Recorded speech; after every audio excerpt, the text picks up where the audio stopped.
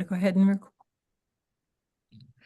Hello, everyone. Thank you for joining us this evening. We are going to be going over the things that are needed for Checkpoint 1, along with some other updates regarding our Roads from Earth to Venus challenge. So let's go ahead and get started.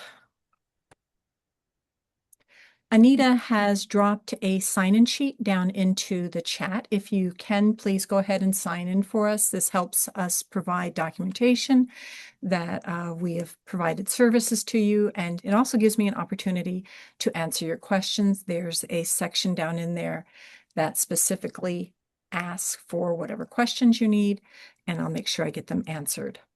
Our agenda is fairly detailed tonight. We're going to actually go over quite a few things.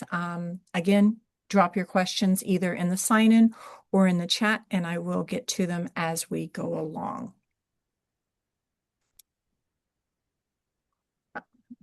Already out of technical issue. Okay, here we go. So if you're not familiar with Mission Control, that is Professor Snowden, who is our Director and Principal Investigator, or PI, in Academic-Ese. I'm Deanna Marshall, I'm the Program Manager, and Anita is our Office Assistant Extraordinaire. Anita and I are usually the two that you talk with or chat with via the info@NWESB email or NWESB email address. So feel free to email us with whatever questions you have or whenever you need additional information. Our student assistants are subsistence specialists. Abby is our communications officer. Lana is our trajectory officer. She and May work very diligently to make sure that all of your packages and mail and supplies get out to you. Evan is our assembly officer and keeps our Legos well stocked, and he will be assisting with any technical questions you have regarding your programming this year. Our Roads from Earth to Venus challenge, although small, is actually quite mighty this year. Montana knocked it out of the park with 41 teams. The Big Sky brought out big robots, so Montana is well represented. We have a total of 131 teams across our region this year, so we do appreciate you all being a part of the challenge this year. We do have some minor updates on the timeline for what you all will notice in the manual. Things have not changed, but we kind of opened Checkpoint 1 a little later. We're really working with some teams to get them, mission advisors, to get their AOR documentation signed. So we had to open Checkpoint 1 a little later than planned, but we are trying to keep the deadlines for everything on target. They are one behind each other. So we are at Checkpoint 1, and your team should be working on their MO2 deliverables, which will include your mission patch, your team and mission advisor information, that's their name, ages, all their demographics, your 2026 risk and release forms. They must be hand-signed. We're going to go over those in detail in just a bit. Your mission advisors, you guys will be uploading that information to your Roads Educator profile by 5 p.m. Pacific on Friday, February 13th. Our next checkpoint is going to be Checkpoint 2, and it's going to be coming right on the heels of Checkpoint 1. That is where your team will upload an interim MDL, and it must be within the 50-page limit, so please keep that in mind. This should demonstrate and show that your team's progress with the MO3, modeling moving carbon, MO4, investigating atmospheres, and MO7, envisioning their roles, are underway. Checkpoint 2 is also where you'll apply to attend a regional hub event. Mission advisors, you'll upload all this information and apply for the regional hub events on your Roads Educator profile by 5 p.m. Pacific on Friday, March 13th. The regional in-person hub events will happen between April and May, and we'll spend some time in a few minutes talking about them. We hope you've already begun and had conversations with your team as well as your administration about attending, because we do want to see you and what your teams have been up to. And then we will be going to our final submission, where you'll upload your team's final MDL with all the deliverables and results for each of the MOs by 5 p.m. on May 29th, 2026. So your deadlines have remained the same. our internal deadlines, we kind of shifted around so that we could work with some of the mission advisors that things were taking a little longer than anticipated. Again, if you're just now joining us, please do complete the sign-in sheet. Anita will drop it down into the chat. We'd appreciate that. Thank you. All right, next up, we are going to dive into the mission development log and have some fun with it. This is where your team is documenting their mission. There are two documents that are going to be kind of running side by side. The first is your science and engineering notebook. These are the individual student documents that they keep. This is independent work. It records all of the individual's personal information and their thoughts and their works and their drawings, and it's going to be containing a detailed record of everything that each individual student does along with their findings. This is not turned in to NSBE. Okay, we get a lot of questions about the differences between the science and engineering notebook. You'll hear us refer to it as the SEN, and the mission development log, which you'll hear us call the MDL. So that's the difference between the two. Again, the SEN is a record for the individual. The MDL is going to reflect the contributions of your team. Okay, so that's your team document. It's collaborative. It reflects your team's efforts and findings of their road's mission, and it's concise data demonstrating completion or effort for each of the MOs and deliverables, and that is what's going to be submitted to NSBE. So again, the SEN is a record for the individual. The MDL reflects the contributions of the team. Individuals keep their own SEN, and the team keeps their MDL. And the SEN really becomes like a memento for the individual of all their activities as they take part in the challenge. Going deep dive into the mission development log, the template is linked in Mission Objective 1. Those of you that have been with us for some time will note that it's a little different this year.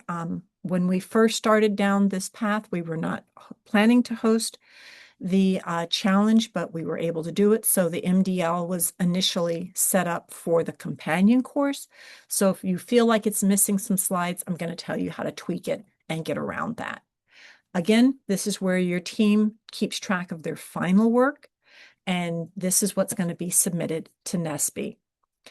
When you get to the very end, you're going to include the MDL. You're going to include in your MDL all the work and all the slides for all of the MOs that have been completed.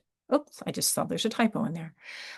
You can add slides to the template, but your final submission has to be within the 50 slide limit. It's going to be submitted to us as a PDF. And this is where you include your NASA media release forms, especially if you include pictures of your student faces. The NASA media release forms go with your MDL, okay? And it must be completed by the students with the help from the mission advisor. So let them struggle with it a little bit and guide them as they go along, but it is the students' work. So you guys have probably already taken a peek at the MDL template. The bright yellow slides can be deleted before your final submission. We recommend that they are, so you stay within your 50 slide limit. They're pretty detailed. The photo guidelines help you with the NASA media release. Again, your NASA media release stays with your MDL. Please do not send it to us unless we specifically ask for it. And it goes, like I said, it goes with your MDL. Okay. You're also going to include a slide that has your team name, your team number, your mission patch image, and this is required for all teams. Your team number you're going to find on your educator profile page, and we'll see that in a few minutes. And at the end of your team number is going to be a letter A, B, C, D, E, matching the number of teams that you said you were going to host. You'll add your student names and location and or your student school name with that particular slide. Okay. The MO1 documenting your mission, again, do not change the guidance pages with the green backgrounds. And if you're missing them, that's fine. We'll send you some additional information when we send out all the slides as to what you'll need to include. Feel free to email us if you have any questions also. Again, with MO1 is your table of contents with each of the MOs slated all the way down on the left-hand side. If it's been done, completed, your lead student and the participating students. And this document, the table of contents, really just kind of helps you get an overview, or helps the students get an overview as to who's working on what so that they stay on task. Documenting your mission. Again, this is where you'll do your funds of knowledge and what skills and resources are brought for the student when they start the mission and the different mission objectives, what they already know. Okay, so let's do a deep dive into checkpoint 1, which is where we are right now. Okay, so checkpoint 1, it will close on February 13th. Okay, you'll include your mission patch, your MO2, and all of the details on page 15 in the manual tell you what your deliverables are. So you'll need a paragraph onto why your team had chose that name, how the images and words represent your team, how they represent your community, just a little bit on that. Please make sure that your mission patch picture is no smaller than 500 by 500 pixels. It can be computer generated, that's completely fine, but we do need a clear picture uploaded as either a JPEG or PNG so that when we go and put it on our social media, it comes up nice, bright, and clear. I do want to caution you that if you submit a mission patch that includes any copyrighted materials or likenesses of individuals without their consent, and that's regardless of whether they're alive or dead, we cannot put that on our social media. We cannot use copyrighted images. So please keep that in mind. And that also includes school logos and school mascots. Sorry to be the Debbie Downer on that, but it's something that we cannot post on social media. So required with checkpoint 1 is your team member and mission advisor information. This is going to be your name and your team member's name, their age, their date of birth, all of their demographic information, and the 2026 risk and release form. We'll go into that in a few minutes also. You're going to upload that to your Rhodes Educator profile. And again, you do not submit the NASA media release at this time. That stays with your MDL.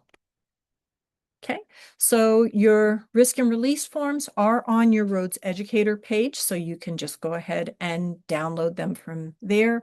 You should have also received them via email from me when your AOR completed your contract. Please make sure you are using this year's forms. It's very important that you distribute and collect the correct risk and release form. It's available again via download from your Rhodes Educator page. If you're not sure if you have the correct form, just check in that first paragraph and you'll see that the risk and release form is for the 2025-2026 Rhodes from Earth to Venus National Student Challenge. Okay.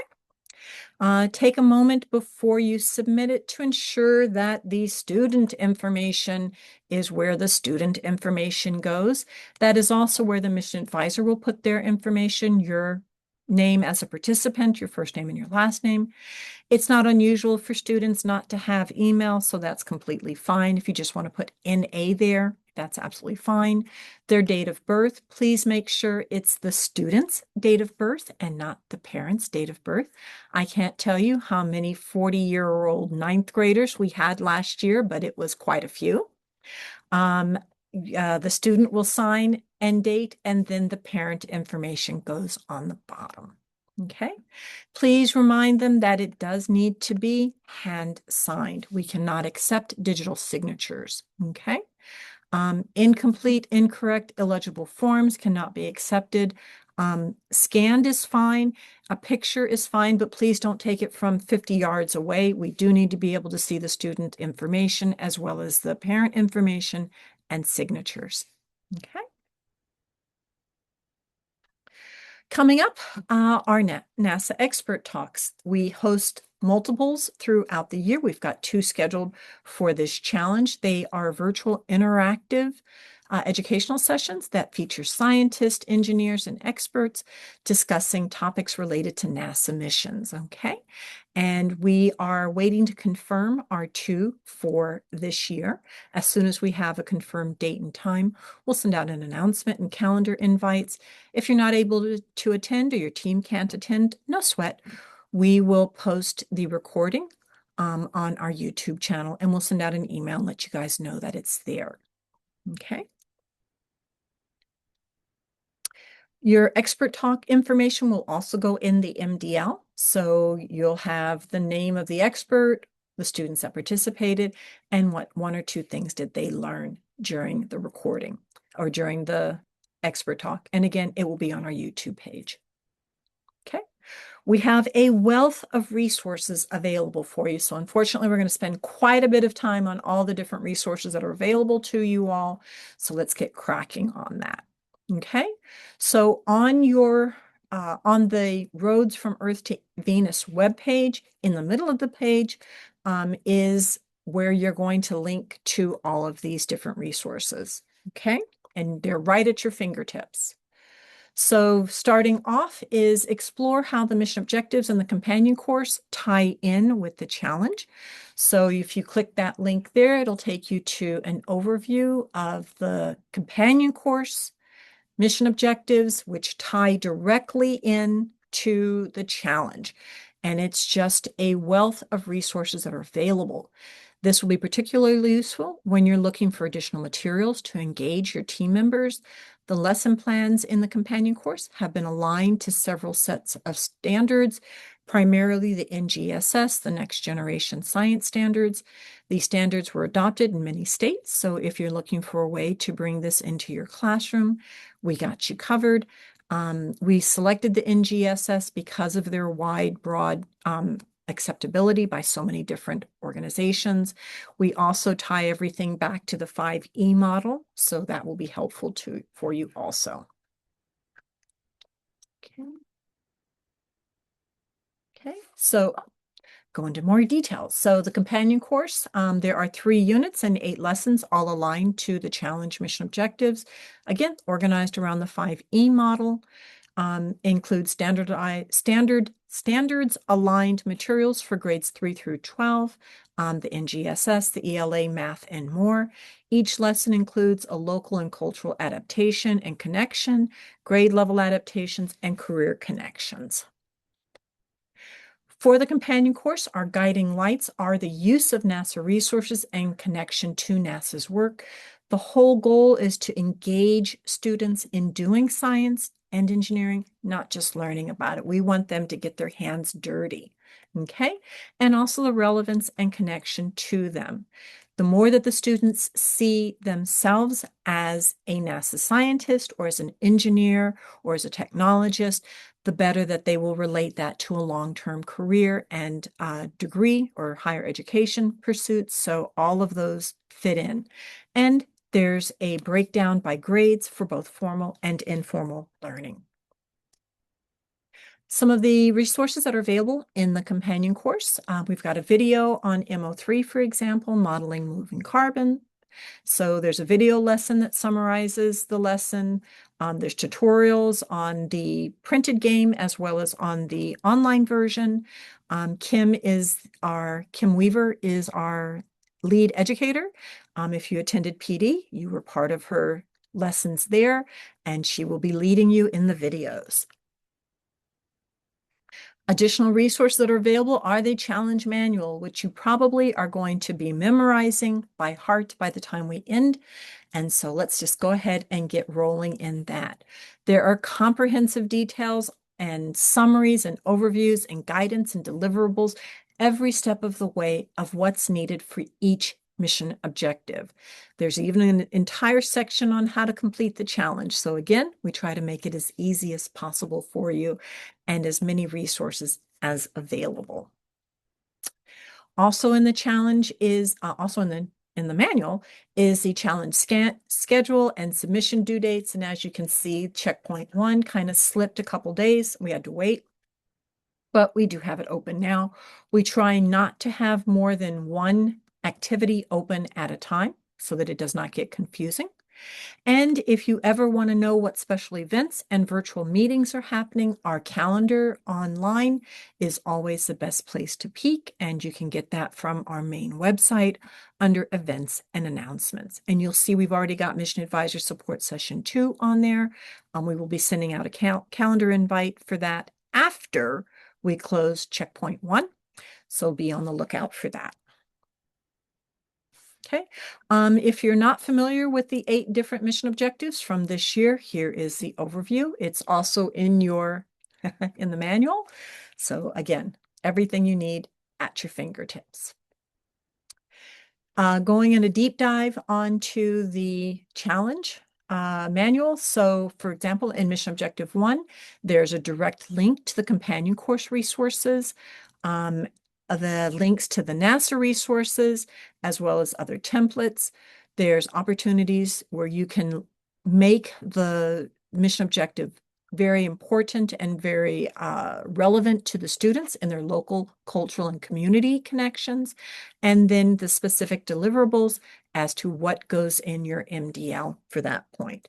But most of you guys have attended multiple challenges, so you guys know this probably better than I do. Other resources that are there are videos. For example, the MO6 Roving for Detailed Data. There's a video tutorial to help you get started with programming the robot and using the color sensor. There's slides, worksheets, activities, and additional information to help students and educators learn about how to program the robot and working with the Lego word blocks. And if you are sweating, like I don't know how to program, hand the robot to the student. They figure it out. They have no preconceived notions. It does not bother them if it takes them 150 times to go around the same loop, where we would be sweating like, I should have gotten this on the first go round. Don't even worry about it. Just give the robot to the students and they'll be happy. Also, on the resources page on our Roads from Earth to Venus challenge page is where you will find the link to your Roads Educator profile. This is going to provide you with all of the access to everything that you need.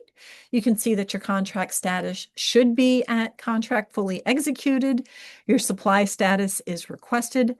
Oh, that's what I forgot to update you. We have, I'll do it now before I forget again.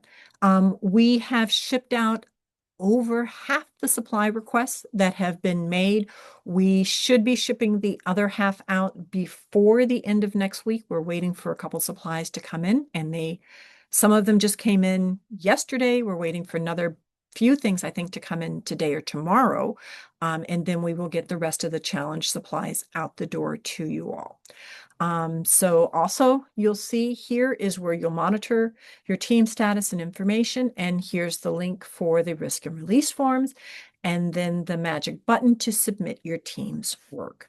Also, your team numbers are here.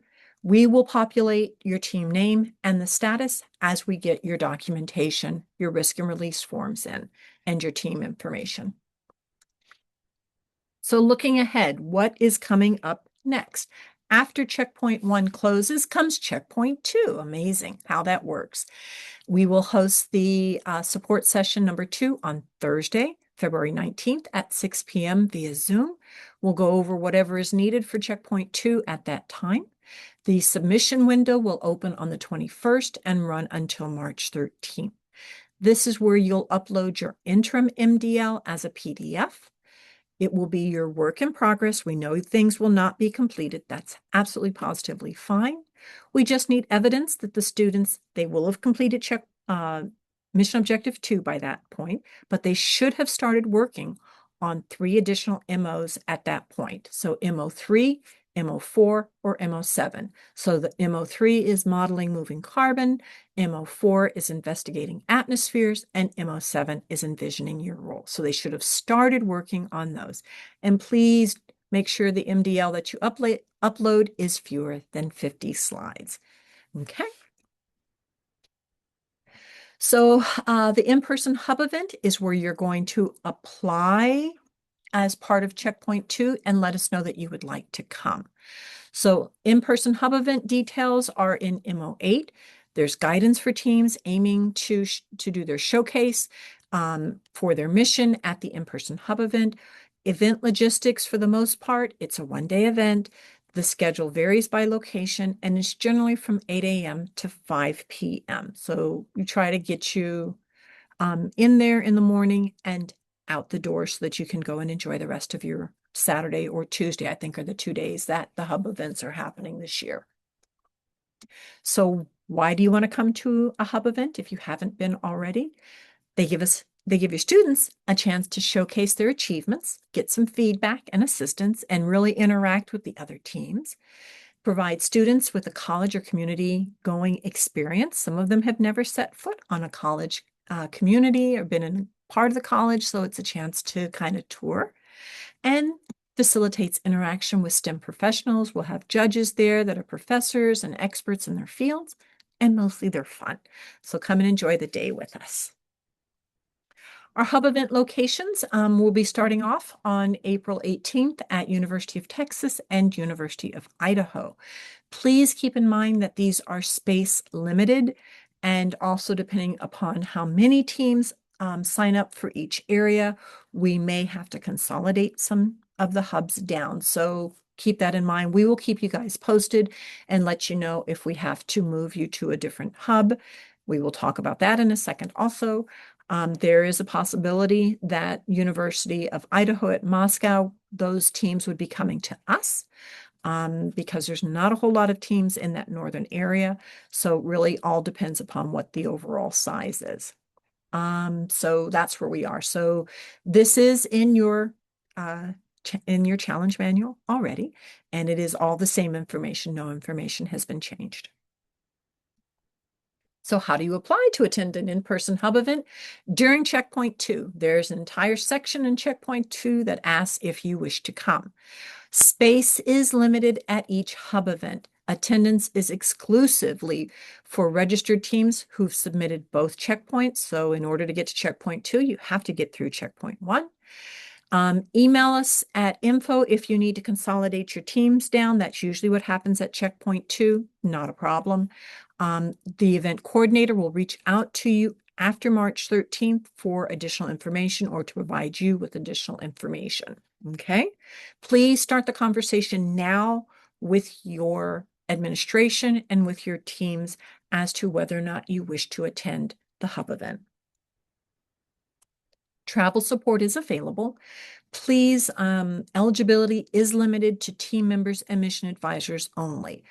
All of our hub event locations are on very strict budgets this year. There's no leeway at all. So please, if you have spectators that come, please make sure that they are prepared to provide their own transportation and their own meals and accommodations at each event. Okay? We will provide your team members and mission advisors with meals during the event. Travel assistance varies by event as to what is available. Generally, mileage support for team members and mission advisors is available, and overnight accommodation depending on distance. So your coordinator will get in contact with you and follow up to let you know what is available at each location. So if there's not an event near you or you're not able to attend on one of the days, that's absolutely fine. We have the virtual submission, and you will upload your final MDL, your presentation with your kite demonstration, as well as your robot demonstration as part of your final MDL. And of course, we always encourage you to showcase your work at your local science fair or STEM night in your area. Record a short section of it, put it in your MDL, and we would love to see that.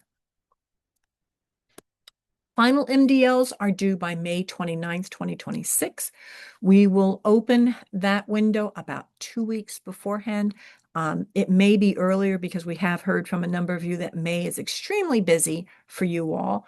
We will do our best and we'll keep in contact with you guys and email you and let you know what's going on. Your final MDL is your complete evidence that students have completed MO1, MO2, and completed any additional MOs. It needs to be in its final form as a PDF, and it must be less than 50 slides, including the green slides. There are directions for submitting your final MDL. I have updated the template on my side that you guys have access to. I will send out an updated template, which has all of the support slides in there.